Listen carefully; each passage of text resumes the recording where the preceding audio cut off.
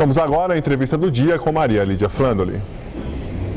Mesmo com vários pacotes de medidas para estimular a economia brasileira, as expectativas de crescimento do PIB caem progressivamente.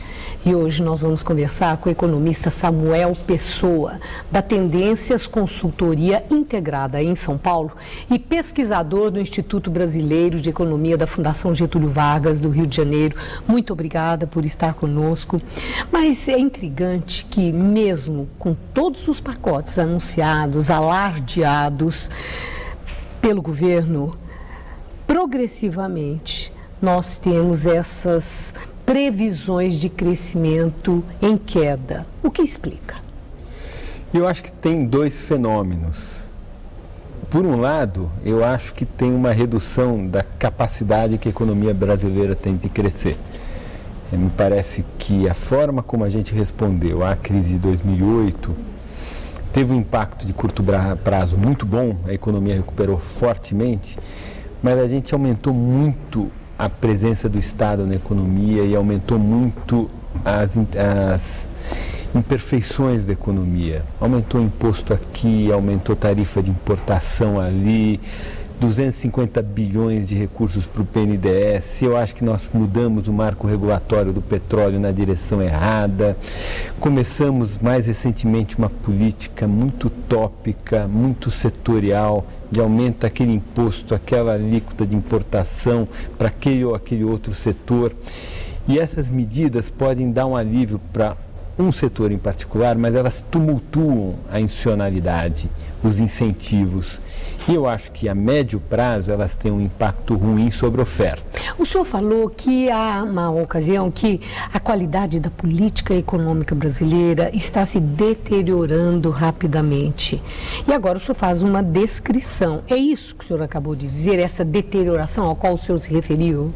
Eu acho que tem esse padrão que a gente pode chamar de microgerenciamento da política econômica, que eu acho, no meu entender, é uma deterioração. Tem outras dimensões que o atual governo tem feito grandes mudanças importantes, né? Tem a implantação do Fundo de Previdência dos Funcionários Públicos, mudou a legislação da poupança, medida importantíssima, há mais de 20 anos para ser feita, o fim da guerra dos portos.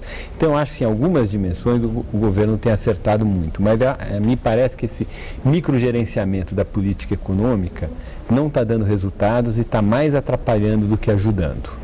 Agora, eu vi uma recomendação, uma advertência do BIS, o Banco de Compensações Internacionais, a respeito da questão do crédito no Brasil. Ele falou dos países emergentes, mas também falava sobre a questão no Brasil, entendendo, inclusive, que se o governo não fizer uma intervenção nesse sentido, isso poderá levar a economia a um desastre.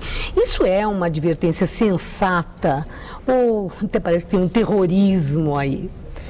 Eu não tive acesso, acabei não lendo esse documento do BIS, eu vi pela imprensa. Certamente que as condições de crédito no Brasil podem levar a economia brasileira a um desastre, me parece um exagero total. O crédito no Brasil aumentou muito, está por quase 50% do PIB, mas não é valores astronômicos. O crédito livre, aquele que não é direcionado nem pelo BNDES, nem para a agricultura, não é exorbitante. O nosso crédito imobiliário é por volta de 4% do PIB e as taxas de juros no Brasil são relativamente altas, o que não caracteriza uma situação de bolha especulativa ou bolha imobiliária.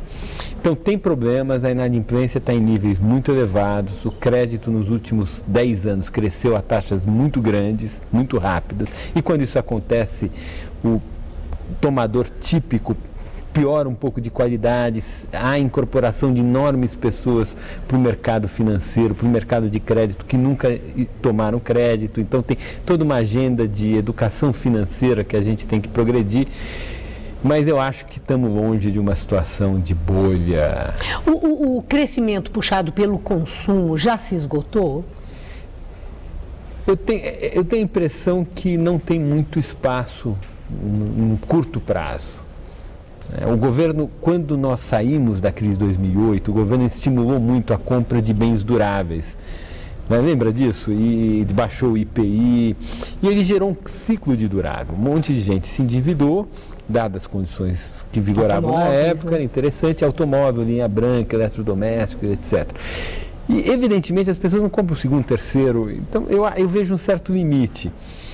E é possível que tenha se praticado uma mão um pouco pesada naquela saída da crise e tenha se produzido um ciclo muito intenso de duráveis, e aí gerou uma acumulação muito grande de estoques no ano passado, e agora o governo está tentando repetir a dose.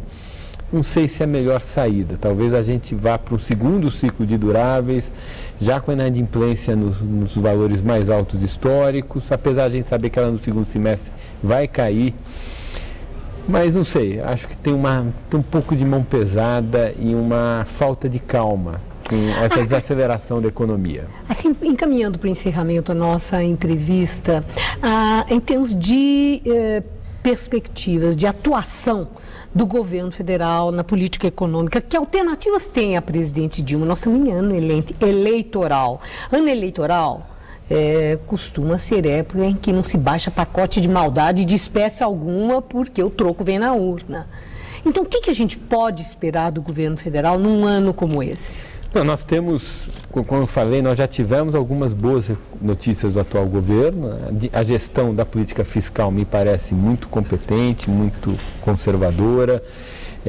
Ela está, para minha surpresa, eu não esperava que fosse nessa dimensão, mas de fato os juros caíram muito. E essa é uma alternativa de política econômica muito boa. Quer dizer, seria essa a manutenção disso? Eu acho que a manutenção dessa política do Banco Central, que ela vai dar resultados. Está demorando um pouquinho, está demorando mais do que todo mundo imaginava, mas certamente ela vai dar resultado.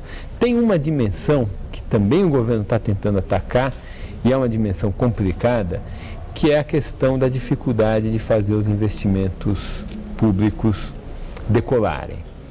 Foi feita uma limpeza o ano passado no DENIT, no Ministério dos Transportes, e acho que está todo mundo esperando para o segundo semestre uma retomada mais forte dos investimentos na área de infraestrutura. Esperando. Vamos acompanhar. Muito obrigada, professor. Uma boa noite.